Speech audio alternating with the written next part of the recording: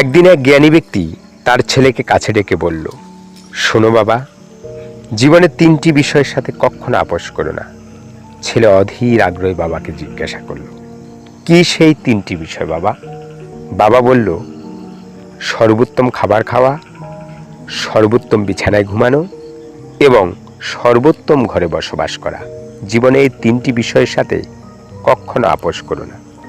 ছেলে অবাক হয়ে বাবাকে প্রশ্ন করল, কিন্তু বাবা, এগুলো তো শুধু ধনীদের পক্ষে সম্ভব, আমরা তো গরিব, আমি কি এগুলো করতে পারবো? বাবা তখন মুচকি হেসে জবাব দিল, সর্বোত্তম খাবার সেটাই যে খাবার তুমি গ্রহণ করবে দৈহিক ক্ষুধার তাড়নায়, যেই খাবার থাকবে ধর্মীয় দৃষ্টিকোণ থেকে সম্পূর্ণ হালাল, যেই খাবার আসবে সম্পূর্ণ সৎ উপায়ে, কাউকে না ঠকিয়ে, সেই খাবার সর্বোত্তম খাবার।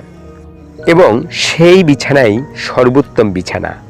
তুমি যখন পরিশ্রমে পরিশ্রান্ত হয়ে ঘুমিয়ে পড়বে দেহের ক্লান্তি দূর করার জন্য, এবং যেই বিছানায় শুয়ে নির্বিঘ্নে তোমার দেহের ক্লান্তি দূর হয়ে যাবে, সেই বিছানাই সর্বোত্তম বিছানা। আর সর্বোত্তম ঘর সেটাই যখন তোমার মধ্যে লোভ, হিংসা এবং কৃপণতা দূর হয়ে যাবে, তুমি মানুষকে ভালোবাসতে শিখবে, মানুষের প্রতি সদয় হবে, তখন তুমি মানুষের হৃদয়ের ঘরে বসত করবে, আর সেই ঘরই সর্বোত্তম ঘর।